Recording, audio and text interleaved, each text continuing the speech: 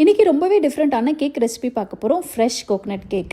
இது சாப்பிட்றதும் ரொம்ப டிஃப்ரெண்ட்டாக இருக்கும். எப்படி பண்ணுறதுன்னு பார்க்கலாம். இதுக்கு வந்து பார்த்திங்கன்னா 100 கிராம்ஸ் அன்சால்டட் பட்டர் ரூம் டெம்பரேச்சரில் இருக்கணும். அதோட 100 கிராம் சுகரும் ஆட் பண்ணி நல்லா பீட் பண்ணிக்கணும். பீட் பண்ணிவிட்டு அப்புறம் 2 எக்ஸ் ஆட் பண்ணி பீட் பண்ணிக்கலாம். இந்த மாதிரி பீட்டர் வச்சு தான் பீட் பண்ணணும், இல்லை நீங்கள் ஸ்பேட்டுலாலே மிக்ஸ் பண்ணிக்கலாம். அதோட 1 டீஸ்பூன் வெனிலா எக்ஸ்ட்ராக்ட் ஆட் பண்ணி நல்லா மிக்ஸ் பண்ணிவிடுங்க.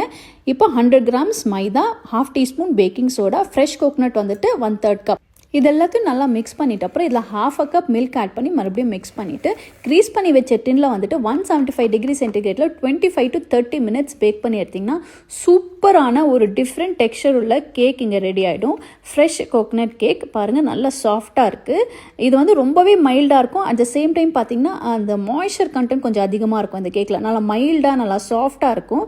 கண்டிப்பாக நீங்களும் ட்ரை பண்ணி பாருங்கள். நம்ம ரெகுலர் கேக்ஸ் விட இந்த கேக் கொஞ்சம் டெக்ஸ்சரில் டிஃப்ரெண்ட்டாக இருக்கும். Thank you. Blessings to you all.